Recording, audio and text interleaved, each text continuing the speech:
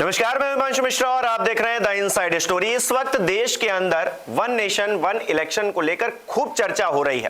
राजनीतिक दल भी इसको लेकर चर्चा कर रहे हैं, आम लोगों में भी खूब चर्चा हो रही है। इस बीच एक खबर आ रही है। खबर यह है कि योगी आदित्यनाथ, जो कि उत्तर प्रदेश के मुख्यमंत्री हैं, वो दिल्ली आ रहे हैं और प्रधानमंत्री नरेंद्र मोदी से वो मुलाकात करके राम मंदिर को लेकर न्योता देने वाले हैं। लेकिन इतनी जल्दी न्योता देना क्या कोई दूसरा संकेत दे रहा है? क्या इलेक्शन पहले हो सकते हैं? इसको लेकर बात होने लगी है। इन दोनों बातों को रिलेट किया जा रहा है कि 4 महीने पहले न्योता देना क्या संकेत देता है, इसके पीछे की क्या गणित समझ में आती है, आज जानने की कोशिश करेंगे। डॉक्टर संजीव त्रिवेदी वरिष्ठ पत्रकार हमारे बीच है। संजीव जी, इतनी जल्दी न्योता देना और दूसरा वन नेशन वन इलेक्शन को लेकर चर्चा होना, इन दोनों में क्या कोई रिलेशन नजर आता है? देखिए, प्रधानमंत्री रामलला जब विराजेंगे और गर्भगृह में, उस वक्त उस पूजन में मौजूद रहेंगे, ये कार्यक्रम तो पहले से तय है। और इस कार्यक्रम को जनवरी में होना है, ये भी अभी तक जो जानकारी आई है वो है। और कहा ही जा रहा है कि 21 से 23 तारीख की जो तिथि है वो बहुत ऑस्पिशियस मानी जा रही है, शुभ मानी जा रही है। तो उस दौर में ये कार्यक्रम होगा वहाँ, और उसमें लाखों लोग जुड़ेंगे, ये भी कहा जा रहा है अयोध्या में। पर ये एक हकीकत है कि जो गर्भगृह है वहाँ रामलला की मूर्ति स्थापित हो जाएगी, पर मंदिर का काम जो है वो अगले 4-5 साल चलता रहेगा। मंदिर का बनना संपन्न नहीं होगा और पूरे परिसर को बनाने में जो समय लगना है वो तो लगेगा ही, लेकिन मुख्य रूप से चूँकि प्रधानमंत्री का कार्यक्रम बन रहा है और ये बहुत प्रतीक्षित अयोध्या में जो लोकार्पण है वो होना है, तो उसे बहुत से लोग चुनाव से भी जोड़ कर देख रहे हैं कि देखिए, एक वादे के तौर पर था वो भारतीय जनता पार्टी के, तो उस वादे को पूरा किया जा रहा है एन पहले, चुनाव के एन पहले, जो कि होने वाले हैं मई के महीने में, अप्रैल मई के महीने में अगले साल लोकसभा चुनाव। अब योगी जी पहुंच रहे हैं दिल्ली और सितंबर की शुरुआत में ही वो आमंत्रण दिया जा रहा है विधिवत।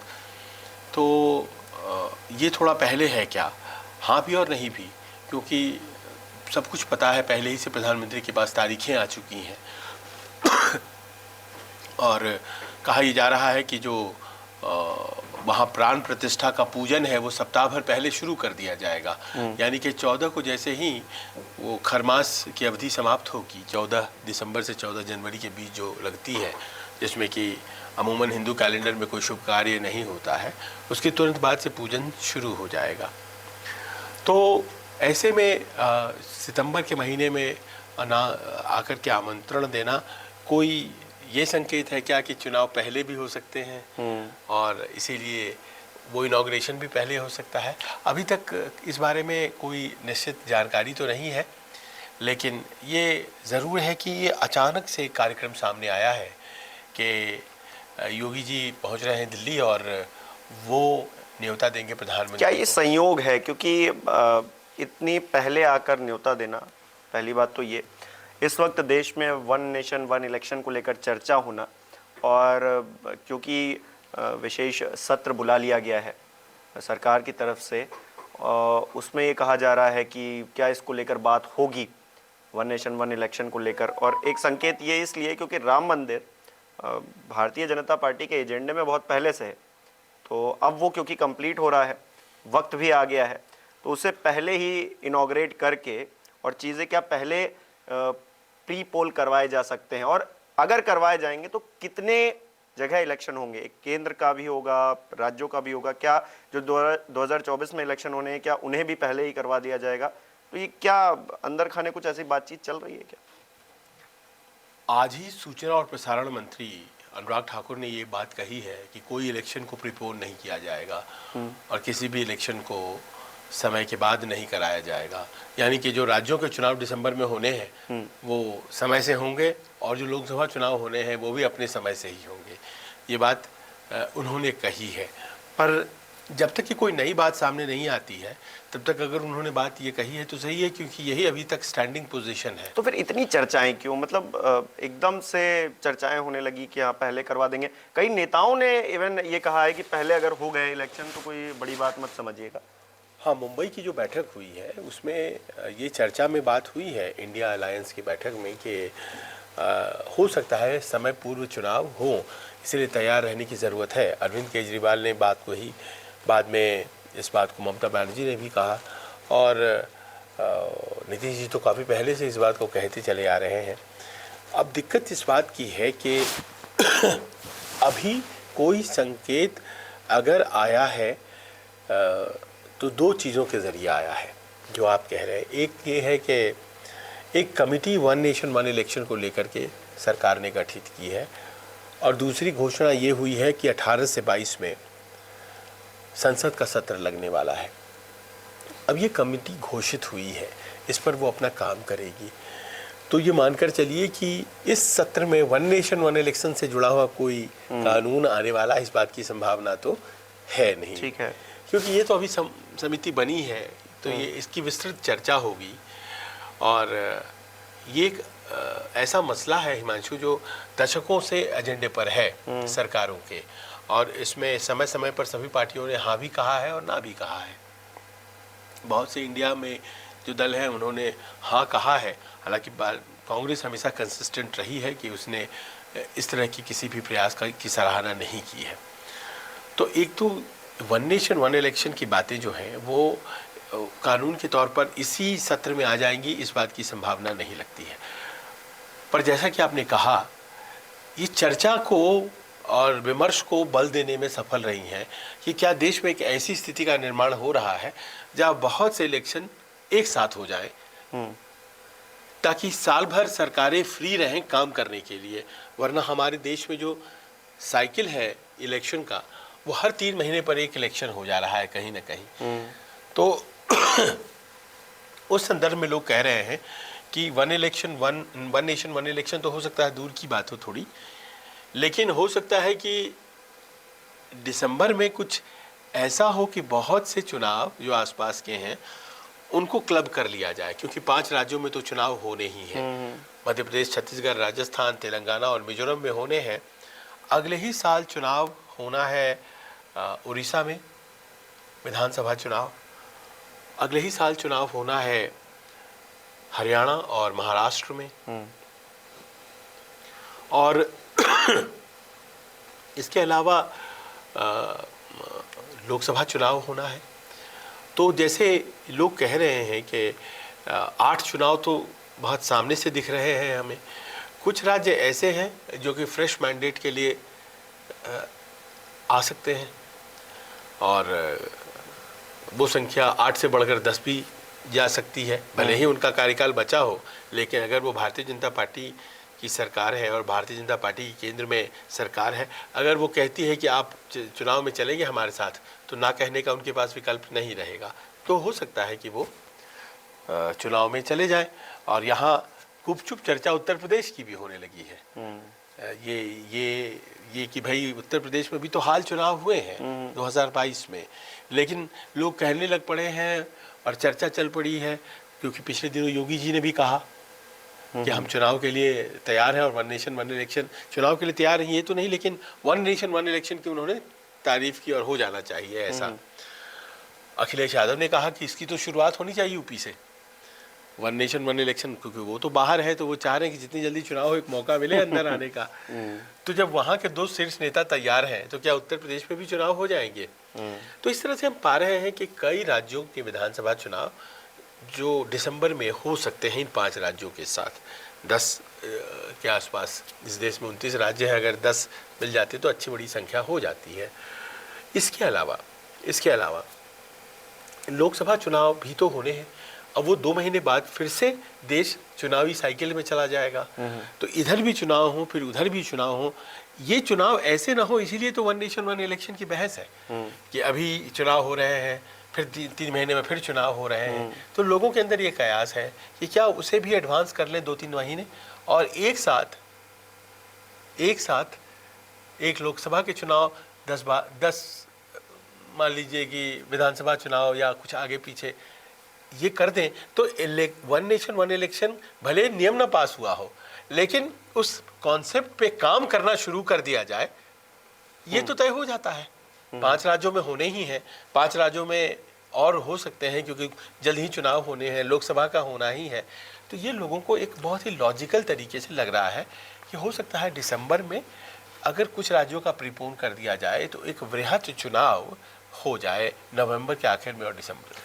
कुछ लोग कह रहे हैं कि ये माहौल बनाने की खाली कोशिश है, ये खबरें चला रहे हैं कि वन नेशन वन इलेक्शन को लेकर, क्योंकि अब कमेटी बन गई है जब, तो ऐसा कुछ हो सकता है, पहले हो सकते हैं, ये सब दिखावा कर रहे हैं। जो मुद्दे हैं उससे भटकाने की कोशिश है, क्योंकि पिछले दिनों फिर से अडानी का मुद्दा और फिर से तमाम मुद्दे जो है, इंडिया अलायंस की बैठक और ये फिर शुरू हो गया था। तो अब उससे ध्यान भटकाना था तो सरकार ने एक शिगुफा फेंक दिया है कि अब वन नेशन वन इलेक्शन पर चर्चा करेंगे, अब ये कमेटी बातें बनाएंगे। तब शुरू हुई हिमांशु जब अचानक से एक संसद के सत्र की घोषणा हुई। अब देखिए 3-3.5 सप्ताह हुआ है कि पिछला अभी मानसून सत्र खत्म हुआ है और उसके तुरंत बाद फिर एक अभी महीना भी नहीं लगा कि एक नया सत्र आ रहा है। और ऐसा भी नहीं था कि उसमें बिल नहीं पास हुए। हाँ, उसमें तो धड़ाधड़ काम बिल की पास कमी हुए। हो गई थी। हाँ। आखिर में तो उसमें काम की कमी हो गई थी। बहुत सुचारू रूप से सारे बिल पास हो लिए थे। अब देखिए अचानक से फिर ये क्यों आया? कोई ऐसी बात तो नहीं है जो कि जनता को जानकारी नहीं है, अपोजिशन को जानकारी नहीं है, सिर्फ सरकार जान रही है। क्योंकि अमूमन जब संसद का सत्र स्पेशल तरीके से बुलाया जाता है ना, तो उस पर बहस होने लग जाती है कुछ समय पहले से और जानकारियां सामने आ जाती हैं। जैसे मोदी जी के काल में ही जीएसटी पर स्पेशल सेशन आया था, तो जीएसटी पर स्पेशल सेशन आया तो सबको पता लग गया कि वो आने वाला है और फिर वो आया और जीएसटी पर चर्चा होनी है उसमें। इसमें कुछ समझ में नहीं आ रही है बात। इसी बीच ये हुआ है कि रोहिणी कमीशन की रिपोर्ट सबमिट हुई है और रोहिणी कमीशन की रिपोर्ट में आप जानते हैं कि जो ओबीसी वर्ग है, जो पिछड़ा वर्ग है, उसको जो रिजर्वेशन है 27%, उसके सब कैटेगराइजेशन की बातें अनुशंसा के तौर पर उस कमीशन ने दी है। यानी कि 27% में अभी तो जितनी भी 2600 जातियां हैं सबको 27% दिया जाए। ये कमेटी तय कर रही है कि कौन सी जातियां हैं जिन्हें मिली हैं लाभ अभी तक मंडल कमीशन की, कौन है जो नहीं मिली है लाभ, और जिनको नहीं मिली है उसके लिए सब कैटेगराइज करो। यानी कि वो 27% जो है उसमें से तोड़ दिया जाए और यादव और कुर्मी जो सबसे बहुल हैं उनके लिए इतना %, जिनको कुछ नहीं मिला है उनके लिए इतना %, जिनको थोड़ा मिला है उनके लिए इतना %, सब कैटेगराइजेशन किया जाए। ये जो ओबीसी की राजनीति का एक गोलबंदी होता है, जनगणना कराइए साहब, फला कराइए, तो इसकी कमर पे ही एक भयंकर चोट करेगी रोहिणी कमीशन की ये सिफारिशें, जिसमें यादव और कुर्मी जो बहुल जातियां हैं या इस तरह की जो जातियां हैं जो लाभार्थी रही हैं, तो उनके ऊपर ये आरोप बहुत आसानी से लग जाएगा कि सारा 27% ओबीसी का आरक्षण आप लोगों ने ही लिया है। और वो जो कर्मकार हैं, जो आर्टिजान जिनके कहते हैं ओबीसीज हैं, जैसे मान लीजिए लोहार है, नाई है, तो इन लोगों को तो कुछ मिला नहीं है, तो इनको सब कैटेगराइज करके इनके लिए स्पेशल दिया जाए 3%, 4%, और इस तरह से आपकी भी जितनी संख्या आपकी उतनी हिस्सेदारी। तो ये जो पहले कहा करते थे ये नियम उनके ही ऊपर लागू किया जा रहा है कि आपकी जितनी संख्या होगी। क्या इससे जुड़ा हुआ कोई नियम आने जा रहा है? क्योंकि अब रिपोर्ट आ गई है, कोई कानून, लोगों को ये अंदाज़ा हो रहा है कि ये जो स्पेशल सेशन बुलाया गया है ये दरअसल चुनावी तैयारी से जुड़ा हुआ सेशन है और एक बहुत बड़ी चुनावी तैयारी रोहिणी कमीशन की होगी। ऐसे में जबकि जातीय गोलबंदी फिर से शुरू करने की कोशिश हिंदी पट्टी में ख़ास तौर पर बिहार और उत्तर प्रदेश के दोनों राज्यों में हो रही है। तो एक तो ये कानून है और दूसरा एक और महत्वपूर्ण कानून है जो सालों से लंबित है, विमेन रिजर्वेशन बिल, महिला आरक्षण का कानून। और महिला आरक्षण का कानून दशकों से लंबित है कि 50% सीटें लोकसभा की महिलाओं के लिए रिजर्व कर दी जाए। अब देखिए इसका बहुत व्यापक विरोध हुआ है जब भी ये मामला उठा है, लेकिन महिला वोट बैंक को ये बहुत अच्छा संदेश देता है। बिल्कुल। तो अभी इसकी स्थिति संसद में ये है हिमांशु कि ये राज्यसभा से पारित हो चुका है।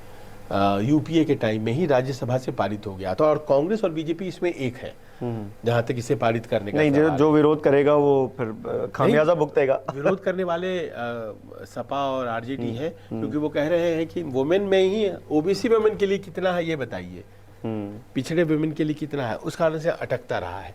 लेकिन अब जबकि ये राज्यसभा में पारित है, लोकसभा में पेंडिंग है और लोकसभा में भारतीय जनता पार्टी का बहुमत है, तो कहीं ऐसा तो नहीं है कि महिला वोट बैंक को संदेश देने के लिए इस बिल को पारित कर दिया जाए लोकसभा में, और चुनाव से एन पहले ये बिल अगर पारित होता है तो महिलाओं को तो संदेश जाता ही जाता है।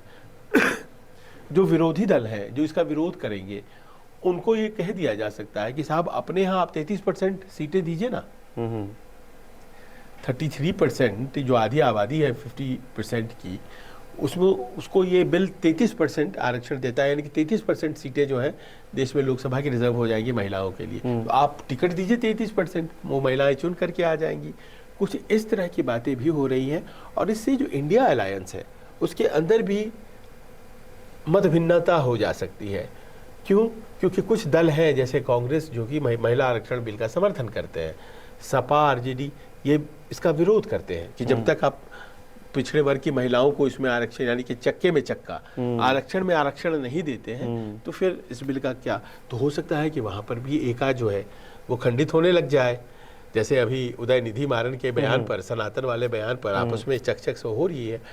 तो इस तरह की ये जो दो बिल हैं ये आ सकते हैं। G20 होने जा रहा है, उस बारे में अगर वो सफलतापूर्वक होता है और जिस तैयारी है लग रहा है कि काफ़ी सफल कार्यक्रम होने जा रहा है, तो उसमें भी एक प्रधानमंत्री और सरकार को धन्यवाद देता हुआ प्रस्ताव आ सकता है। पर ये जो दोनों बिल हैं इस पर बहुत चर्चा है, रोहिणी कमीशन और विमेन रिजर्वेशन बिल। और जाहिर है आपने कहा वन नेशन वन इलेक्शन पर बहस तो पूरे संसद सत्र में होती ही रहेगी। चलिए देखते हैं, कयासबाजी फिलहाल के लिए तो चालू है, संकेत कुछ कुछ मिल रहे हैं लेकिन नेता अभी खुलकर कुछ नहीं बोल रहे हैं। हालांकि अभी संजय जी ने जैसा बताया कि अनुराग ठाकुर ने इस बात का जिक्र किया है कि कोई भी प्री पोल नहीं होने वाले हैं, लेकिन क्योंकि नेता बयान दे देते हैं लेकिन कई बार ऐसा होता है कि कुछ और होता है। तो क्या कुछ और होने वाला है? आपको क्या लग रहा है कि योगी आदित्यनाथ अगर मुलाकात करने इतने पहले आ रहे हैं तो क्या मायने हैं इसके?